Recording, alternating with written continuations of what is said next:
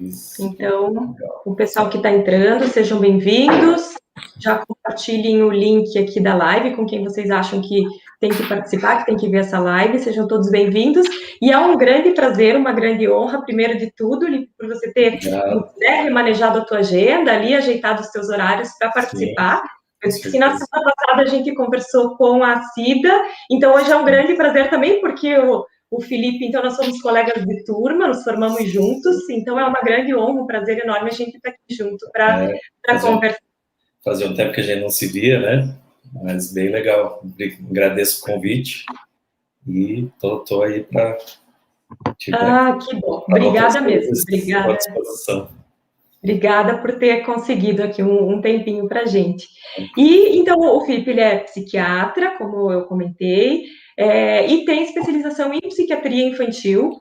E aí a gente, então, resolveu falar sobre esse tema, esse assunto, que é bem, que é bem prevalente. Várias pessoas, assim, me perguntam, né, no consultório, mas na rotina de adulto mesmo, ou vem com a queixa de dificuldade de atenção, às vezes vem com queixa de dificuldade de memória, que a gente percebe que, na verdade, a grande dificuldade está na atenção mesmo, e aí por isso acaba refletindo na questão da memória. Então a gente, né, e as pessoas acabaram me mandando até direct, Adriana, fala mais sobre o transtorno de déficit de atenção. Então a gente vai abordar esse assunto, falar um pouquinho, acho que das crianças também, para a gente até aproveitar o teu know-how, o teu conhecimento, né, que você trabalha bastante com essa, né, para infantil, no hospital infantil, também lá de Joinville, né, e aí a gente falar um pouquinho dos adultos, como que a gente, né, quais são os sintomas principais, como que a gente faz a abordagem de diagnóstico, tratamento. Sim. Então, acho que a gente poderia, né, começar nesse sentido, assim, de um pouquinho ali das crianças, como que é o teu trabalho com as crianças. Lipe, conta um pouquinho para a gente. Então, vou falar então um pouco do que eu faço e aí eu começo, né, eu trabalho no hospital infantil, eu coordeno o setor de psiquiatria lá, de internação, a única referência de Santa Catarina, né, para internação de infância e adolescência. Então, a gente recebe pacientes do estado todo, pacientes, né, dos mais variados, complexos ou não, né, de se imaginar. E, então, eu falo sempre que é uma oportunidade é uma oportunidade muito grande, assim, um aprendizado que a gente acaba tendo um público de exceção o tempo todo, né? Então, exige bastante da gente também estudar e ir atrás das exceções para conseguir resultados que muitas vezes são difíceis de chegar. A questão do déficit de atenção é um fator bem importante, né? Hoje o déficit de atenção ele já é caracterizado como um transtorno do desenvolvimento também, né? Como o espectro autista, né? E então eles já têm características que a gente já vai acompanhando ao longo dos anos e tentando identificar os prejuízos possíveis, né? Se aparecerem. Então, é importante, em geral, na infância, né, acometem os meninos, né, o déficit de atenção e hiperatividade, né, os meninos tendem a ter em geral, eles se mostram com déficit de atenção e hiperatividade, né, com a hiperatividade exacerbada, né, e as meninas, muitas vezes, é um público que passa batido muitas vezes. Eu não estou dizendo que é 100% menino ou menina desse jeito separado, mas a maioria, né? As meninas não demonstram hiperatividade, então elas têm déficit de atenção que muitas vezes não é identificado, não é acompanhado, investigado, né? E elas acabam sendo, né, negligenciadas de certa forma e a coisa vai andando e elas vão tendo problemas, né, gradativamente cada vez maiores, porque o déficit de atenção é um prejuízo que acaba cometendo várias áreas do desenvolvimento, né? Então, não é só prejuízo acadêmico, não é só prejuízo, né, prejuízo para interação social, para relacionamento afetivo, relacionamento familiar. Então, são pontos bem importantes de entender que, né, não é só lá na frente que o filho estiver tirando nota baixa que a gente vai, né? Muitas vezes, se a criança já não está adequada na interação, na comunicação, não consegue esperar para a vez do amigo, né? Então, tem vários pontos que a criança vai, não identificada, ela vai se isolando, vai se, né, ela não vai sendo deixada de lado, é ela que não consegue acompanhar, né? Ela não sustenta a atenção, ela não sustenta o foco nas atividades. Então, uma conversa simples com uma pessoa só, ela tende já a ficar dispersa e não acompanhar o raciocínio, não esperar a fala do outro, né? Uhum. Como característica também, o déficit de atenção também vem acompanhado muitas vezes de impulsividade, de irritabilidade, né? Então, a gente vai ter muitas vezes quadros, sintomas, né, de rompantes, de atitudes impulsivas além do esperado, e podem ter também, pela hiperatividade e irritabilidade, até evoluir para quadros como opositor desafiador, né, que decorrente da irritabilidade, a necessidade de um confronto, um conflito direto, né, dos familiares com a criança, ela vai ficando cada vez mais reativa e ficando mais opositora, e isso vai gerando também um outro detalhe, né, um detalhe que acho que é interessante de entender, né, que na psiquiatria da infância a gente sempre tem que entender, a gente estuda o que é esperado para o desenvolvimento normal, né, não tem um padrão extremamente rígido para a idade, mas tem uma flexibilidade ali que dá para ter como parâmetro, né. Então, né, que eu estava falando, déficit de atenção não tratado, a gente pode permitir problemas até pelas questões de impulsividade, né, porque a criança vai, como ela vai sendo impulsiva e ela não aceita ir sendo contrariada ou frustrada, ela vai tendendo a desviar as tratativas que são feitas com ela desvia, aumente, ou isso vai criando uma crescente.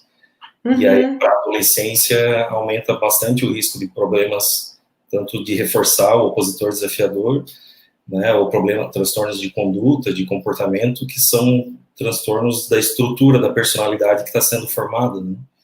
E isso é bem complexo, porque a criança entra para a vida, né, cresce e vai para a vida adulta, essa estrutura é difícil de ser tratada, né, então precisa muita terapia, e mesmo assim, né, em geral, são perfis de pessoas que não se percebem precisando de terapia, então, em geral, não tem tratamento por esse motivo, né?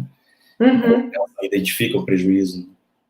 Eu acho que uma das grandes dúvidas, realmente, porque as pessoas, elas se relacionam, tem o transtorno de déficit de atenção e hiperatividade com a criança, né? E uma das dúvidas pode realmente, então, vai acompanhar quando for adolescente, na idade adulta, e o quanto realmente, acho que isso, né, então, ela pode, se não tratado, vai seguir e vai agregando prejuízo, né? Vai tendo cada vez mais prejuízos, né, porque a criança desatenta, aí ela não dá conta de socializar, ela vai tendo a percepção de que as outras crianças não gostam dela, de que ela está isolada e ninguém se importa, aí ela vai tirar notas ruins, às vezes uma criança extremamente inteligente, né, vai achar que não dá conta, vai ter que estudar um conteúdo a mais, não consegue, ou não lembra, não memoriza, aí acaba criando também um fator que é importante pensar, que no início da alfabetização é uma fase que a criança está aprendendo a leitura, memorizar, fixar a memória gradativamente, né? Ela não tem toda essa região, na região frontal do cérebro que isso acontece, isso não tá em desenvolvimento ainda, né? Então é uma fase ainda imatura, de certa forma, mas é uma fase que, ao mesmo tempo que a criança está aprendendo, ela também é importante que se desenvolva, né, as habilidades, as capacidades de que o aprendizado seja dado, ou seja feito de uma forma leve, que a criança goste gradativamente de ler, de estudar, né, da questão escolar. Então, crianças com desatenção, você acaba tendo que cobrar, brigar, né, chamar várias vezes, a criança não responde, não faz o que é combinado, né, esquece. Acaba sendo maçante, né? Isso começa em casa, né?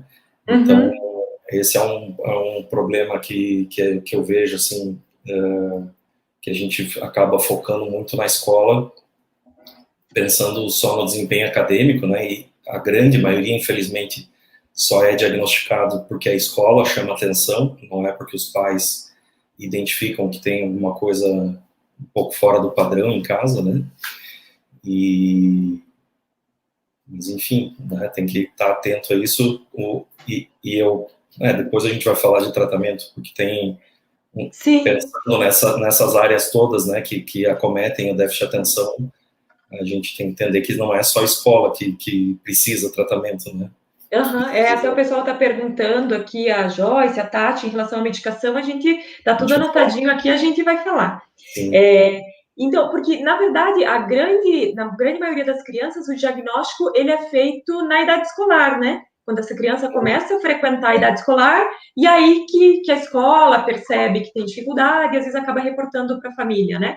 Mas já é uma alteração que, como você falou, já é considerada uma alteração do desenvolvimento, né? Então, já está acompanhando essa criança, na verdade, desde sempre. Cada caso é um caso, né? Não tem um padrão, é a partir desta idade que isso vai acontecer, né? Tem crianças que já têm uma desatenção grosseira, maior, assim, já mais precoce, e não necessariamente, eu acompanho o sintoma, não gosto de fechar quando a criança é muito cedo, é muito nova, né? Então, eu fico lembrando a questão do autismo, né? Eu fico falando no espectro, acompanhando se tem um prejuízo acentuado, tratar de forma leve o sintoma-alvo e acompanhar para ver, né, como é que isso vai se dando. Mas crianças em fase escolar, daí elas vão ter, se a gente pensar cada ano que vai passando, eu vou tendo mais demandas, né? Então eu vou ter a socialização, que a criança vai gradativamente tem que aprender a lidar, a interagir com outras crianças diferentes, que lidam com as pessoas de outra forma. A questão acadêmica, escolar, vai aumentando as dificuldades a cada ano que passa. Então, é mais, né, tem os quadros clássicos, assim, eles já têm uma desatenção muito intensa, né? Mas quadros que não são tão intensos, eles tendem a aparecer, às vezes podem aparecer com 7, 8, 9 anos, né? De acordo com a demanda que o ambiente está trazendo para ela. Isso. E aí, enquanto ela está dando conta ou não. Sim, até aqui, vamos ver se para a gente responder. O autismo, ele pode acompanhar, então, ser uma comorbidade do TDAH, ou somente o TDAH é comorbidade do autismo? TDAH é do autismo. Né? O paciente tem um espectro autista, em geral leve, né? Em grau 1, ele pode ter um tanto de déficit de atenção. Na verdade, é até interessante pensar, porque o autismo é como se fosse uma desatenção gigantesca, grosseira mesmo, e com uma dificuldade na tenacidade, que é a capacidade de focar e sustentar o foco, né? Então, que o déficit de atenção tem, mas isso é muito menos, né? Então, o autista, ele tem isso extremamente, ele enxerga tudo ao mesmo tempo, mas o cérebro não consegue focar, seja no som, seja no visual, né? Ele não consegue pontuar, né? Por exemplo, o teu quadro que está atrás de ti ali, no visual, né, a criança fica como se tivesse, tem um termo em inglês que eles chamam de mind blindness, né, que é mente cega. Então, a criança fica, mesmo falando, parece que ela não está enxergando, né? Mesmo, ela vê o objeto, mas você fala, ela não associa, não faz a foco, né? Mas o déficit de atenção, se tem, né, nesse sentido comórbido, o autismo em primeiro lugar, né? É uma questão de diagnóstico mesmo, né?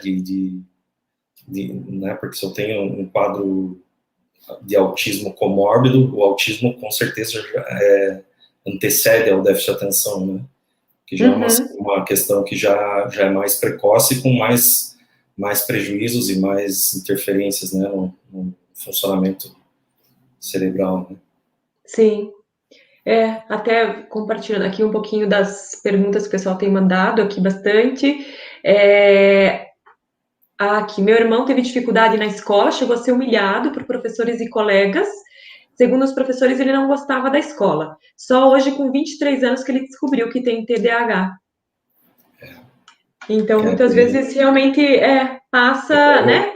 A gente pega bastante paciente que chega, né, a criança até os pais, né? Esse guri não quer nada com nada, né? Vadio, não quer saber de nada.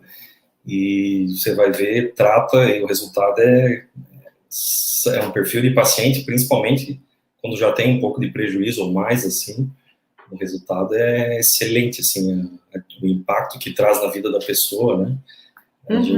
Eu uso um termo não, né, mas é um modo de entender o que é o déficit de atenção, que o tratamento é como se a gente colocasse um óculos na mente, né, que é refinar e fazer as habilidades, porque as habilidades cognitivas, né, de foco, atenção, memória, fixação de memória, cristalização na memória, né, e que permitem adquirir novas memórias, novos aprendizados, é uma característica extremamente refinada, fina do cérebro, né? Então, ajustando isso, né, e organizando, a pessoa começa, é como se você, né, organizasse o que está entrando de informação e dali em diante, né, os raciocínios, a conexão de ideias, de raciocínios, melhora muita coisa, assim. Para mim, até, eu uso como referencial a cognição, né, nesse sentido, da atenção, para todos os tratamentos, né, então, se eu estou tratando depressão, ansiedade, qualquer quadro, eu sempre estou focado na cognição, porque se eu estou com a cognição adequada, a pessoa não está desatenta, possivelmente por um medicamento diferente, que seria como efeito, como um efeito adverso, sinal de que eu tenho que ajustar alguma coisa, e estando em dia, eu sei que eu estou sendo assertivo, né? Sim. Até você comentou, assim, dos meninos que os meninos têm mais a hiperatividade e as meninas mais o déficit de atenção, né? E a gente vê que talvez a hiperatividade acho que é o que mais chama atenção, assim, de talvez fazer os pais irem buscar, né, buscar ajuda, buscar tratamento, né? Eles são diagnosticados com mais facilidade, né, porque eles acabam demandando muito nos ambientes, então, seja em casa ou seja em ambiente escolar, né, tendem gradativamente a terem dificuldades de aceitar a regra, de aceitar limite, né, porque você vai cobrar, a criança já nem presta atenção, e com a hiperatividade isso, né, vai numa crescente de piora, né, se não tiver o tratamento. E a evolução disso, né, não tratado, a gente vai permitindo outras coisas, além das questões estruturais de personalidade, que eu citei antes, mas também anda junto a bipolaridade, nesses casos, né, para o futuro, facilita muito a dependência química, né, o uso de maconha, de outras drogas, né, da adolescência para a vida adulta. Paciente com TDAH não tratado, a maconha entra de um jeito, né, que dá uma baixada na ansiedade, melhora a atenção, né, o adolescente acha que está mais criativo e está mais calmo, e acha que produz mais nessa hora, e aí que começa a entrar e aparecer cada vez mais, né? Abre a porta para outras drogas também. Para outras dependências daí. E em relação ao transtorno opositor, até a Delita está perguntando se o déficit de atenção, né, o TDAH, sempre vai vir junto com o transtorno opositor? É bem importante, eu vou falar então sobre as causas que a gente precisa excluir para pensar em déficit de atenção, né?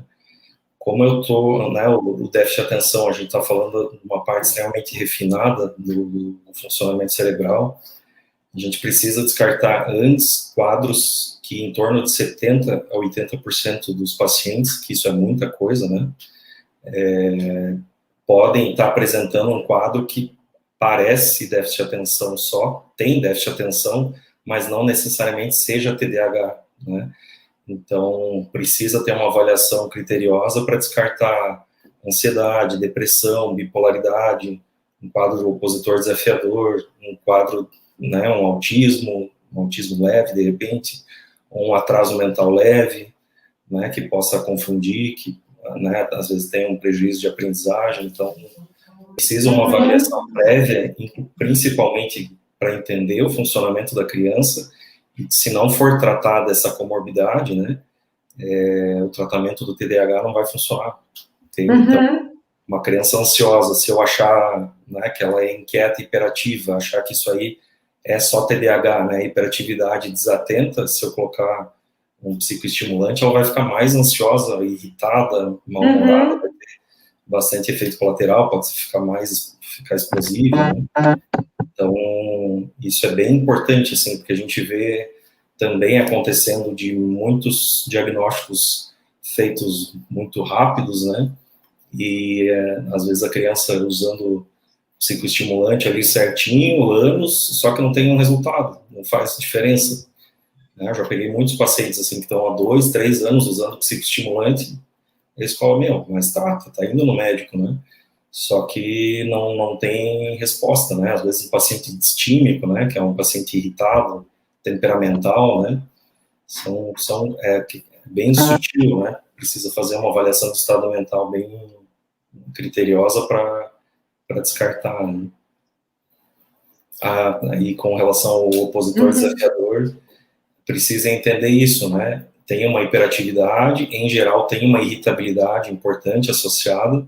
Irritabilidade é uma coisa difícil de tratar, né? Que da minha prática, assim, não é fácil de ter resposta só pelo psicoestimulante para controlar a irritabilidade, tem que ter um controle maior junto, né, associado e prévio. Eu, em geral, entro com os psicoestimulantes por último, eu não saio prescrevendo, né, até porque é um tratamento que, se a gente pensar, ele é fundamental, né, mas se eu indicar, a partir dali vai ter que usar por um bom tempo, né. Então, tem que ter critério, né, principalmente na infância. Então, descartar essas questões aí. E o opositor desafiador, tem muitos autores que consideram um sintoma, né? Então, é como se a criança é reativa, opositora, né? Porque, né, às vezes a gente enxerga a criança com 3, 4 anos, opositora, né? E aí são quadros também, porque, em geral, o esperado, a média mais comum seria em torno dos 10, 11 anos de idade, começar a ter questões opositoras. Está próximo da adolescência, isso já é do desenvolvimento neurológico, né? Acaba aumentando um pouco a irritabilidade e tal. Agora, tem crianças com 2, 3 anos de idade que já têm sintomas tipo, né? Já tem um quadro opositor desafiador. Aí, muitas vezes, a gente não tem um diagnóstico claro, porque tem outras situações, justamente por ser do neurodesenvolvimento, né? Tem algumas questões, alguns sintomas, algumas características de outras áreas que ainda não estão evidentes. Então, identificando o prejuízo, como nos outros exemplos que eu dei, né, vai tratar sintomas-alvo na infância, se for criança pequena, se precisar, né, mas no caso do opositor desafiador precisa. E uma coisa que eu faço bastante, que eu acho fundamental até, porque quadros de opositor desafiador, o tratamento em geral é muito pobre, né, eu sempre vi, assim, o tratamento medicamentoso é difícil, justamente porque tratar irritabilidade é difícil, né, e sempre, né, terapia cognitivo-comportamental, né, manejo parental, e eu sempre vejo, assim, tentando se colocar no lugar da família, né, e do contexto ali, é muito complexo, né, porque a criança Sim. testando, você tem que ter Sim. muito sangue frio, e normalmente, se tem uma criança opositora irritadiça, alguém dos pais deve ter um temperamento forte e tendendo para temperamental também, né, que em geral é a figura, com frequência, é a figura paterna, né. Só que a figura paterna, às vezes, tem uma genética mais parecida, mas ele está muitas vezes mais distante, e a mãe, cronicamente, vai tendo que lidar com isso, e a ansiedade vai aumentando, e aí ela vai se irritando também. Então, eu comecei a perceber, e para mim, né, justamente por não ter resultado, eu sempre foco muito em conseguir resultado. Eu percebi que se eu não trato a mãe, pelo menos, que é pelo menos a figura referência, né, que está mais tempo junto com a criança, não vejo resultado, sabe? Então, já vi casos assim, tratando a mãe e o pai, o núcleo, né, mas não é tratando de uma forma que eu consiga segurar essa questão temperamental deles, né? Que Sim. Aí alivia muito a criança é muito esponja do meio, né? Então, muito reativa, né? Essa questão opositora não é de graça, né? A criança não é irritada ou confronta alguém, ela confronta porque se alguém está irritando de alguma forma. E eu chamo a atenção sempre dos pais porque né, muitas vezes os pais estão fazendo tudo certo, estão educando corretamente, estão fazendo, só que a intensidade, o modo da fala ou a expressão mais intensa e elevada, e cronicamente isso acontecendo, né? A criança já se irrita e a primeira reação ela nem escuta, né? Tanto que o opositor, ele já tem o TDAH também, né? Ele já tem a primeira coisa, não. Né? Você pede uma coisa, não. Depois ele vai pensar no que foi dito, né? Que já é uma questão da reatividade, ela sente, irrita, e aí nem presta atenção, depois que vai processar com mais calma o que foi dito e tal, né? Sim, o pessoal está comentando aqui, a Duda que está, né, agradecendo, diz que salvou devolveu a paz para ela, as suas dicas, que realmente, né, a questão de afastar o pai.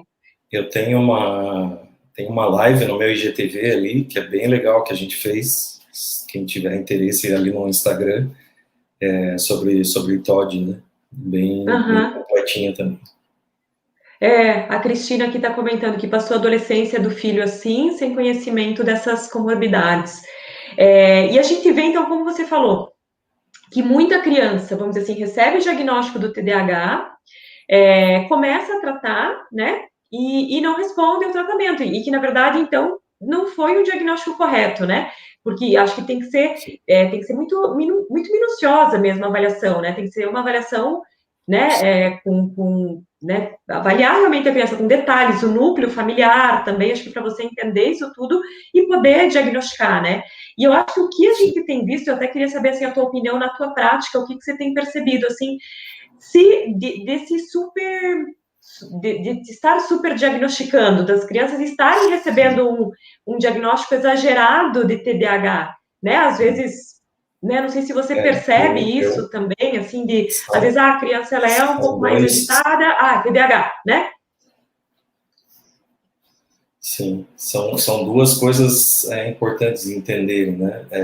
Uma é que se faz diagnóstico demais errado, e outra que, pelo percentual que se tem, né, a população em geral tem muito mais TDAH do que é tratado. Então, tem muito TDAH que nem é identificado. Né? O que a gente acaba chamando atenção é quando você vê uma criança, né, que acha que é TDAH, coloca remédio, não vê diferença e sai, aí acaba tendo essa visão, né? Se você percebe o impacto, a diferença que fez na vida da criança, né, e faz uma baita diferença, é um tratamento que eu acho muito legal, assim, de ver o resultado, né? Muda muito, assim, a trajetória do desenvolvimento da criança, né? Mas é mais esse sentido, né? É muito diagnóstico mal feito ou mal indicado o tratamento, que é um tratamento delicado também de ser colocado, né? Até, né, não é uma medicação padrão que toda criança, né, adolescente já sai adaptada a tal dosagem, né? Tem que encaixar no funcionamento da criança, no perfil dela, e descartar todas essas outras comorbidades possíveis, né? E principalmente porque a infância é mais complexo, porque a infância, né, a criança não fala, a criança não vai dizer eu estou desatento, estou aéreo, né? Só tem comportamentos, então a investigação clínica é bem detalhada e complexa, né? Então, você tem que entender o funcionamento do pensamento da criança, como que ela age no dia a dia, quais que são os prejuízos, questionar, né, a questão do contexto familiar, aí você vai conseguindo ter uma percepção melhor, se tem uma questão ansiosa ou de instabilidade de humor, né? Sim. para poder avaliar isso tudo, né? A Ana Paula aqui está... Importante entender que não é para ter rechaço do diagnóstico, né, no sentido que está sendo diagnosticado muito, mas é para procurar bons profissionais, porque TDAH facilmente, eu já peguei paciente com 2 receitas de Ritalina, uma LA e uma normal, depois a gente vai explicar o que é cada uma, e a família não sabia nem para que o médico passou, né? Então, e não querendo dar, porque pensa em remédio de tarja preta, psicoestimulante, psicodependência, que está escrito na caixa, né? A gente fica assustado, né? E aí, entendendo certinho, explicando, sabendo o impacto que vai fazer de diferença, faz muita diferença a questão. Eu sempre falo que fazer diagnóstico, em vários casos, na criança é muito fácil, o problema é a abordagem e a orientação para os pais, né? Porque se os pais não quiserem tratar, a criança vai continuar tendo prejuízo, né? Então, a importância, a responsabilidade também do profissional que pega um paciente, né, uma primeira vez, os pais já vão, muitas vezes, numa resistência de não quer tratar, não acha que precisa e tal, e muitas vezes é uma única vez ali que você tem que acertar, né, tem que, pelo menos, deixar claro que você está no rumo para chegar no melhor pela criança, né, e que se não for bem manejado com esses pais, eles saem, a criança não vai receber o tratamento, ela vai continuar tendo prejuízo, e daqui 1, 2 anos, que aí reprovou de novo, teve outros prejuízos, sei lá, aí que volta, né, outras pessoas dizendo para buscar tratamento de novo. Sim, exatamente, eu acho que vamos dizer assim, às vezes tem que ser, né, avaliado todo o paciente, a família, abordado, né, como você falou, explicado exatamente o que está acontecendo, como que nós vamos tratar, o que a gente espera desse tratamento, para que realmente para que a família tenha segurança nesse médico para aderir ao tratamento, né? Porque eu acho que também, se for realmente, um diagnóstico que eu acho que é delicado mesmo, né, para você fazer, não é bem assim, você vai chegar e vai taxar, né, porque muitas vezes é um diagnóstico que vai acabar carregando ali, e muitas famílias, acho que muitas vezes, ao receber, se sentem inseguras mesmo, né, né, em relação será que é isso mesmo? Será que a gente vai tratar ou não, né? É importante entender que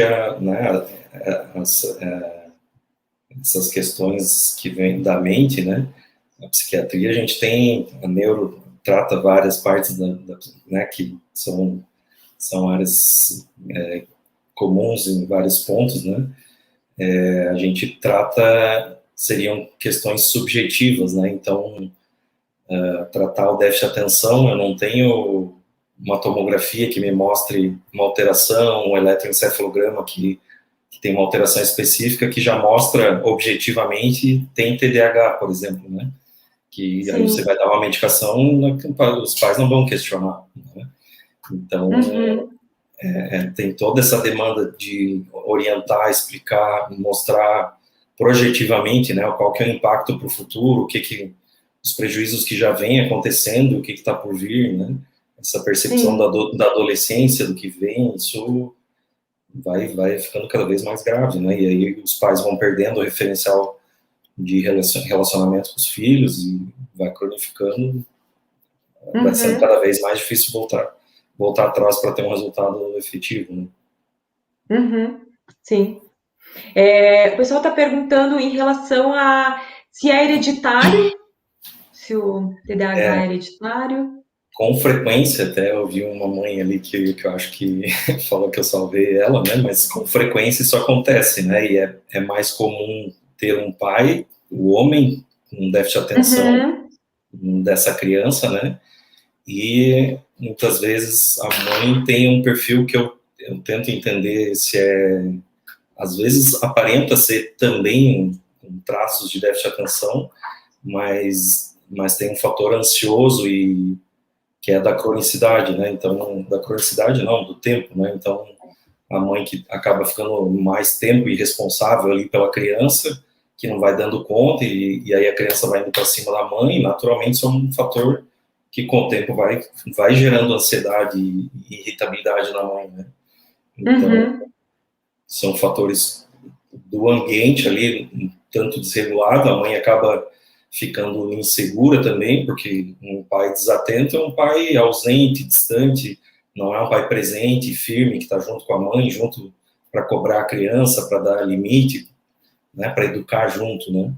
Então, a mãe já vai tendo essa percepção de que não dá para contar com o pai também, aí aumenta a insegurança e a ansiedade para cima da criança. Então, tem vários fatores atrás também, não só da criança. E isso é importante entender também, que se a gente não maneja, não aborda isso, que também é com um psicólogo que tem que fazer essas abordagens, muitas vezes tem que tratar, né, um dos pais, às vezes, clinicamente também, acaba que também é um fator de não ter muito resultado, muitas vezes, nos tratamentos, né, porque você trata uma medicação que é assertiva por um tempo, e os pais, né, ou a mãe, sei lá, nessa situação que eu expliquei, dei um exemplo, acaba sendo ansiogênico, né, então se a criança volta a ficar ansiosa, ela volta a ter desatenção, e aí não tem remédio que trave o funcionamento do cérebro da criança, né? Volta a perder o efeito, né? Então, na verdade, mesmo, né, o tratamento, que as medidas que a gente vai adotar para tratar vai ter que ser um contínuo, né? Porque em algum momento, se a gente né, fugir daquilo, resolvi, não vou mais tratar, vai voltar, enfim, né, a gente vai acabar perdendo o que teve de ganho, vai perder aquele controle dos sintomas, né? Sim, né, para a gente indicar um tratamento, né, o critério diagnóstico serve para isso, né, identificar vários quesitos que mostram e comprovam que a criança vem tendo um prejuízo que está impactando, né, diretamente no neurodesenvolvimento, então, no desenvolvimento psicológico de modo geral. Então, a criança vem tendo prejuízos nas diversas áreas, né, da aprendizagem, da socialização, interação, né, em níveis diferentes, e sem o tratamento isso se perde, então ela volta a regredir, não volta a estaca zero, né, mas volta a regredir porque ela perde essa condição do desenvolvimento. E em relação ao diagnóstico, então, que a gente falou um pouquinho do diagnóstico. O diagnóstico é feito com critérios, né, com critérios clínicos. A gente até tem aqui, né, em relação, perguntando de exame de imagem, que é possível identificar uma hipoperfusão, mas a gente tem critérios, né, com base nessa história clínica, né, com base em critério clínico, que a gente vai conseguir diagnosticar essa criança, né? A imagem é um tanto inespecífico, assim, não tem uma, como é que a gente fala, especificidade, né, não. Mas uma alteração... não é um exame que eu vou ver essa alteração e vai me dar o diagnóstico, né. Então, isso em pesquisa ou em estudos pode até aparecer de forma, mas não, na prática o diagnóstico é clínico, né, então avaliar o contexto familiar, o contexto social da criança, né, primeiro o familiar, que é onde ela está começando a aprender a lidar, a se relacionar, é a primeira fase do desenvolvimento dessas habilidades da criança, depois o ambiente escolar, né, como é o primeiro acesso à socialização que a criança está tendo, e, enfim, avaliar do ponto de vista também, né, a gente pode dar questionários para os professores, para os pais, dependendo da idade, para a própria criança responder, né, que áreas que ela dá conta, não dá, que ela acha que tem prejuízo ou não, e para ter, né, de forma melhor identificada, assim, né. Sim, daí com isso a gente consegue, né, junta toda essa avaliação e consegue se chegar a um diagnóstico, né? Se quiser em si, né, talvez fazendo um pouco além, daria para fazer também uma testagem, né, neuropsicológica para ver o nível de desatenção e onde o quanto impacta nas áreas, né, de abstração, de cálculo, de memória e tal, com e sem o tratamento, né. E é gritante, dá para ver, aí dá para ter uma evidência, talvez, que para os pais, muitas vezes é importante. Eu não peço muito porque eu vejo na clínica o resultado, né? Mas acaba muitas vezes que é importante para alguns pais para enxergarem, terem de forma mais, né, concreta, assim, a diferença que a medicação, né? Quantificar a diferença que a medicação faz, né? E aí, em relação, vamos falar um pouquinho ali passando para o adolescente e para o adulto, né? A gente pode, até a Aliana tinha perguntado, se no adolescente, no adulto, a gente pode ver ou ter só o déficit de atenção ou ter só a hiperatividade, eles podem acontecer separadamente. Como que a gente, né? Como que vai evoluindo? O que tende a gradativamente acontecer com o passar dos anos, né, a hiperatividade tende a ir reduzindo, e até para o início da vida adulta e tal, tender a não estar tão evidente, né. Em geral, de modo geral, eu percebo assim que o déficit de atenção com hiperatividade, principalmente não tratado, que chega na vida adulta, mesmo com a hiperatividade reduzindo, ele tem prejuízos significativos. Ele vai provavelmente ter alguma instabilidade de humor, talvez já entre num outro quadro, né, que poderia talvez ter sido evitado ou amenizado com tratamento precoce. Então, é importante entender a necessidade do tratamento precoce, né? Se eu vou tratar um paciente que nunca tratou com 25 anos, ele já tem uma vida, e é importante a gente entender que o desenvolvimento neuropsicológico, ele se dá principalmente na primeira infância, até o terceiro, depois até o sexto ano de vida, e depois ele vai se dando ainda, né, mas até em torno dos 25 anos. Alguns pesquisadores falam um pouco menos, mas é importante entender que a estrutura neurológica vai se desenvolver junto com a psicológica, que é, né, tudo no mesmo lugar, vai se desenvolver esse tanto. Então, se eu trato alguém com 20 e poucos anos, já é um desenvolvimento, eu tenho pouquíssimo desenvolvimento restante ainda, né? Então, dá para melhorar muito, dá para tratar, ter resultado, mas muita coisa já aconteceu, não dá para voltar atrás. A estrutura neuronal, a estrutural básica já foi desenvolvida, né, daquele modo. Sim. Mas mesmo assim, independente da idade, o impacto de resultado do tratamento é excelente, assim. O que acontece é que acaba tendo que ter outras comorbidades a serem tratadas muitas vezes, né, na adolescência para a vida adulta, em paralelo, né, que precisam ser identificadas. Sim. E eu acho que a gente falando um pouquinho de tratamento, então que o pessoal está perguntando em relação à medicação, até a mudança do estilo de vida, se, né, a Cristina perguntou aqui se vai ajudar para tratar. Como que a gente faz, então, o tratamento, principalmente? Então, o tratamento, a primeira escolha é tratamento combinado, né, que é o tratamento farmacológico e psicoterápico. E seria a terapia cognitivo-comportamental a indicada, né? Tiveram estudos comparando isoladamente só terapia e só remédio, né, para ver se só terapia seria suficiente, e comparativamente só remédio, o resultado é melhor do que só terapia.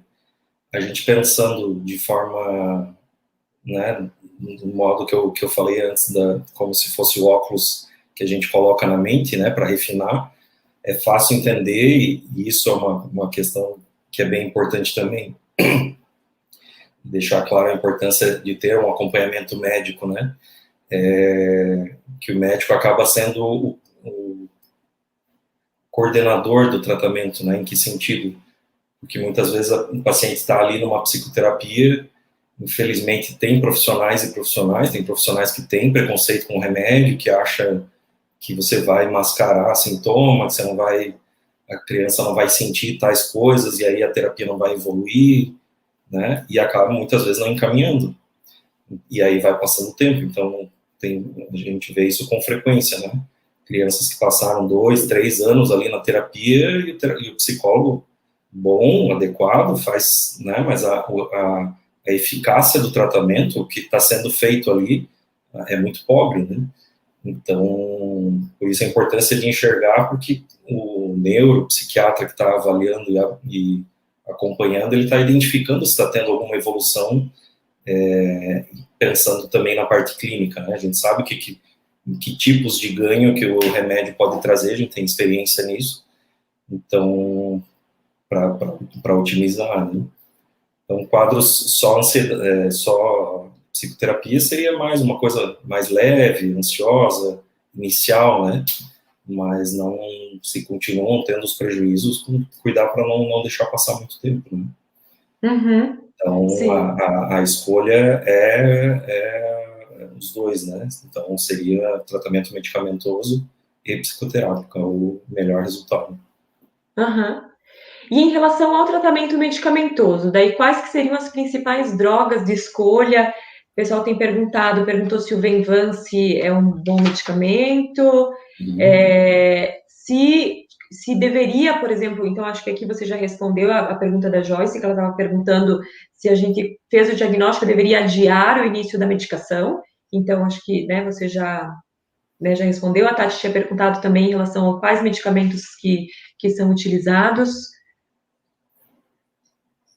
Quais que são os principais, assim, Então, o raciocínio... Né, de primeira linha, assim, de tratamento. Sim, o raciocínio a gente tem que ter, então, lembrando das comorbidades, né? Então, se eu tenho comorbidade, eu vou tratar primeiro o quadro ansioso, depressivo, bipolar. Se tenho déficit de atenção residual, aí que eu vou pensar no psicoestimulante junto, né? Para chegar no resultado de refinamento que eu falo, que é para ter esse resultado da cognição. Para entender o quanto faz diferença o tratamento, né?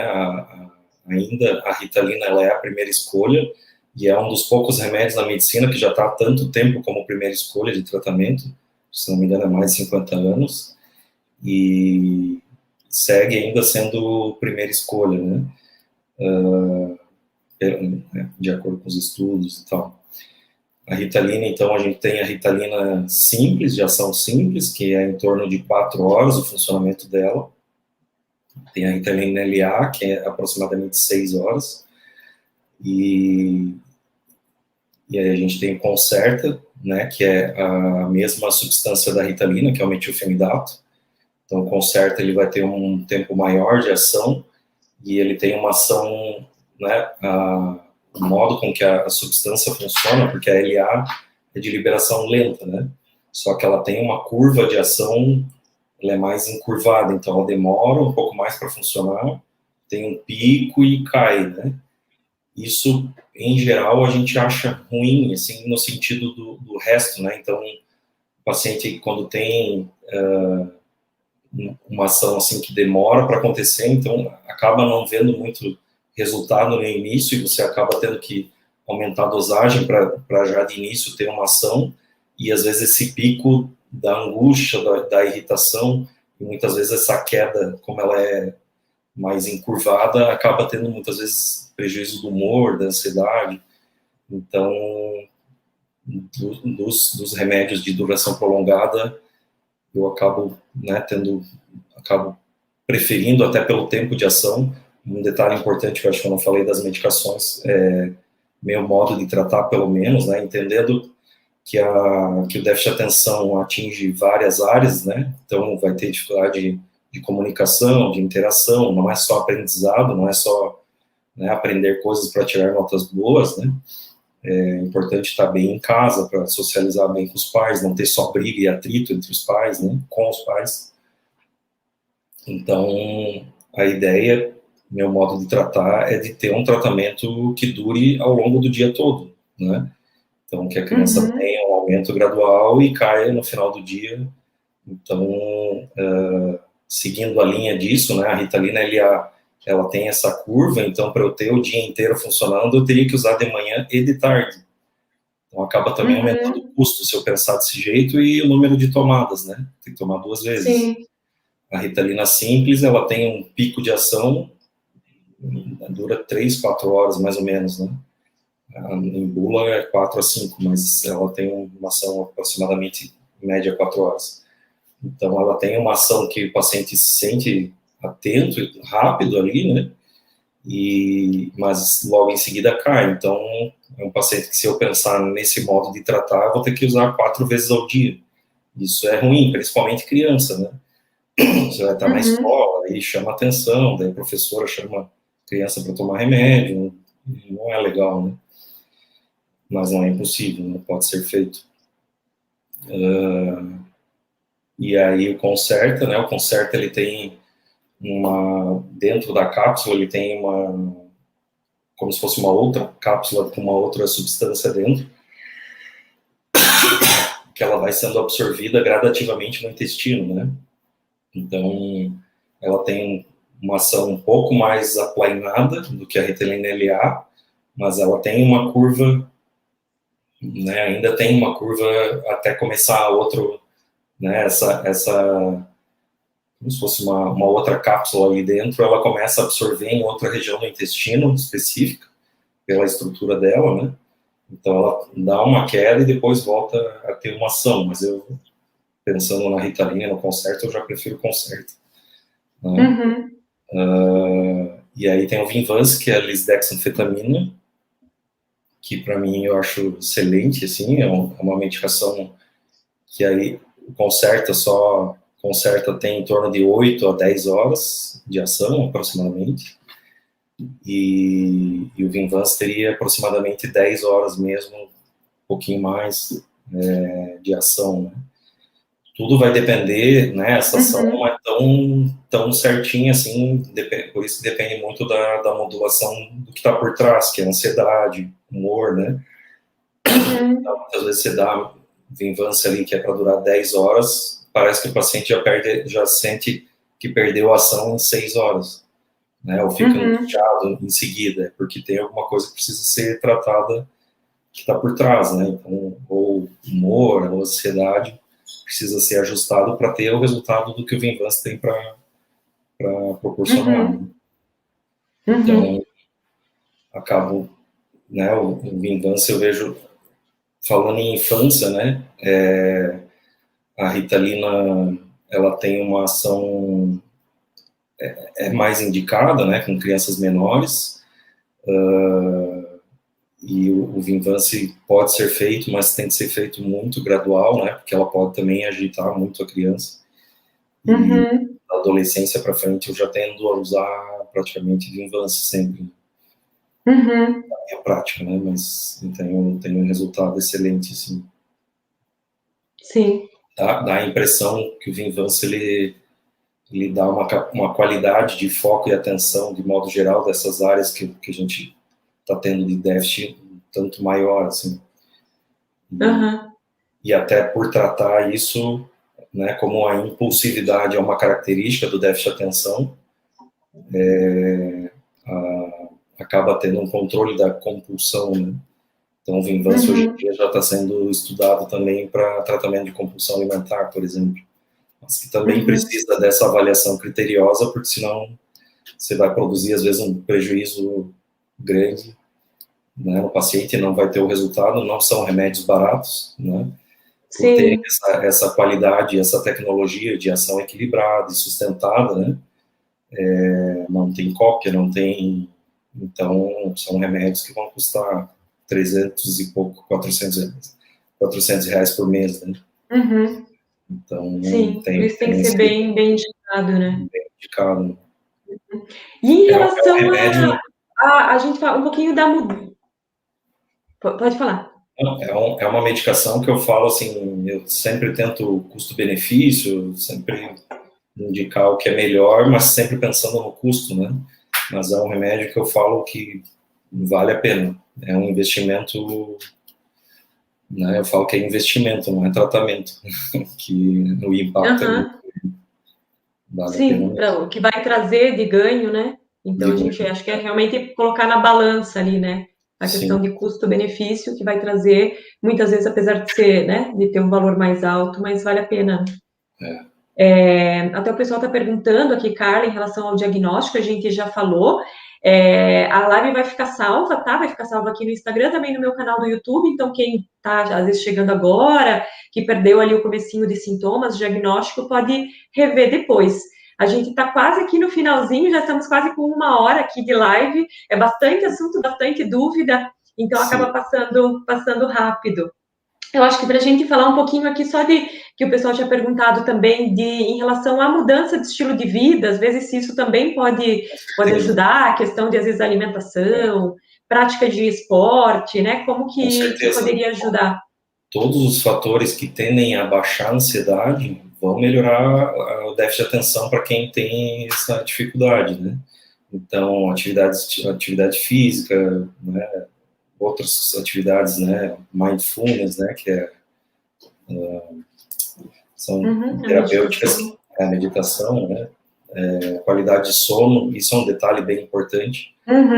Sono não reparador não tem resultado no dia seguinte. Eu pego bastante nos pés dos adolescentes que facilmente passa batido e não dorme à noite, fica no celular, está jogando dinheiro fora, né? O psicoestimulante não funciona adequadamente se não tiver qualidade de sono reparador. Tem que ter tempo de sono, qualidade de sono profundo, para acordar descansado, aí sim o remédio funciona tranquilo, senão não funciona. Nem toma porque vai gastar dinheiro, né? E a importância também da avaliação para a psiquiatria aparece muito, né? Muitas vezes você não identifica, né? Um paciente bipolar, por exemplo, que é um paciente instável, que tem uma agitação e uma desatenção grosseira até, né? Que a gente fala que é uma desatenção muito grande, né? Chega o paciente a se bater, ou não estou dizendo que todos que se batam sejam bipolares, mas dando como exemplo, acaba às vezes a gente vendo colegas que já saem dando Vinvans, por exemplo, e aí o paciente tem um perfil irritadiço, né? Ele fica mais irritado, mas ele não se percebe irritado, né? E aí ele tem o ganho da energia, disposição, ânimo e tem um foco, e o tratamento acaba melhorando muito a função executiva, né? Então, a capacidade de estar atento, focar e colocar em prática, não só ficar no pensamento. Então, aí você medica com uma medicação dessas, uma pessoa assim, a pessoa não quer parar de usar nunca mais, né? E aí a família vai tendo um estrago, eu já tive vários casos nesse sentido, né? Que aí, irritabilidade, a pessoa fica explosiva, mas está ativa no trabalho e desempenha bem mais e tal, mas pessoalmente o convívio familiar convívio profissional também fica complicado. Tem que ter essa avaliação externa técnica, né, para perceber que não está passando do ponto. Sim.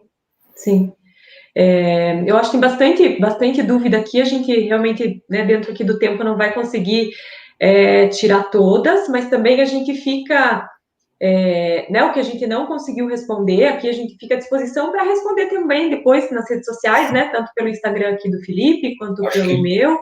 Vocês podem também nos contactar, né, posteriormente, que a gente vai conseguindo resolvendo. E acho que aqui para a gente finalizar, fazer as tuas últimas considerações, Felipe. Tem que você... a gente está Estamos com 58 minutos de live. Então vou falar bem rapidinho. Um pouquinho, às vezes um detalhe que a gente não falou, que foi o déficit de atenção adulto, né? Então, o déficit de atenção adulto, bem rapidinho, para entender o que é. Normalmente é uma pessoa que talvez tinha um déficit de atenção, mas que ela foi dando conta ao longo do tempo, com método, com rotina, e se organizando e não teve prejuízo. E na vida adulta também tem que descartar as comorbidades para tratar. E a gente fala muito de desempenho cognitivo. Então, tem pessoas, né? Vou dar um exemplo, um promotor de justiça que a gente trata aqui.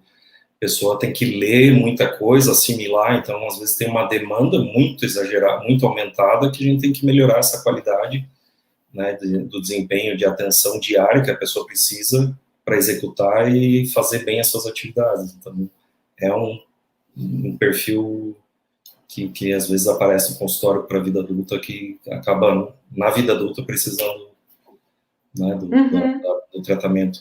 Então, o raciocínio é sempre o mesmo, né?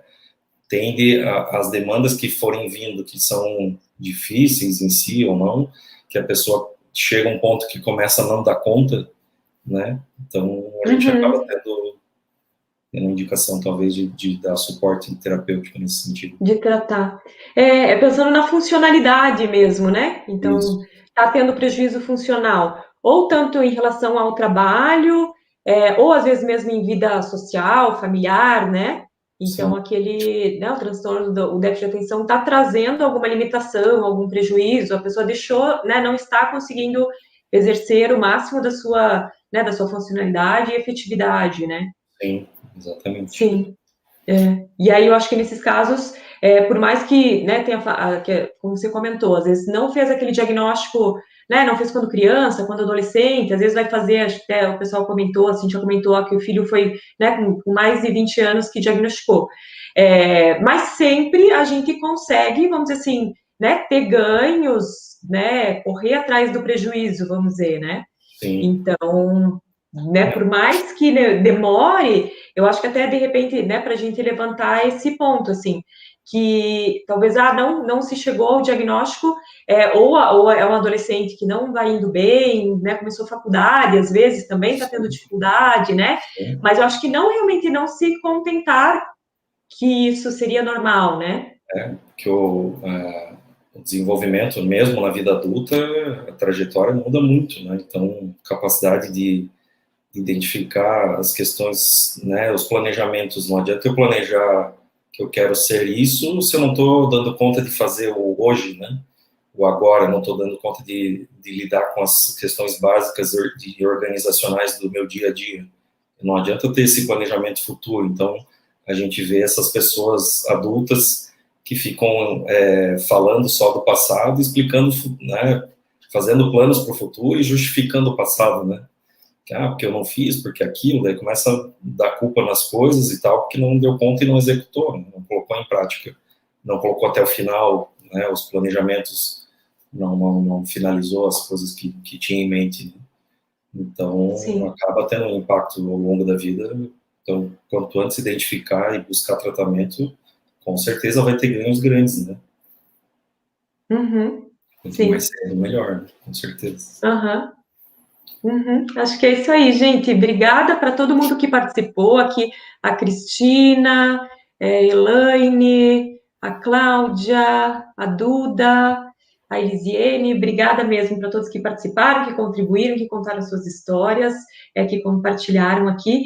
E, Felipe, de novo, obrigada pelo teu tempo, por ter contribuído com tanto conhecimento, com toda a tua experiência, né, ali. Acho que é muito rico mesmo. É bem importante, né? Esse tipo de conhecimento a gente tem que divulgar e né, o pessoal tem que saber para buscar ajuda antes, né? A gente ainda tem muito estigma, né? Então acho que exatamente, a gente, né, alertar, né, acho que é o grande objetivo, né, a gente trazer essa informação para que mais pessoas tenham esse conhecimento e possam buscar ajuda, né, para que a gente possa oferecer o melhor tratamento possível o quanto antes, né, e evitar todos esses prejuízos. Mas, obrigada mais uma vez. Valeu. Então, obrigado, tá bom, e obrigada para todos que participaram. Eu fico também à disposição. Obrigada para vocês todos aí também. Instagram, qualquer dúvida, né? Quiserem tirar, a gente está à disposição também. Isso, então a gente fica à disposição. Tá bom, brigadão, boa noite, gente. Um abraço, até. Tchau, tchau.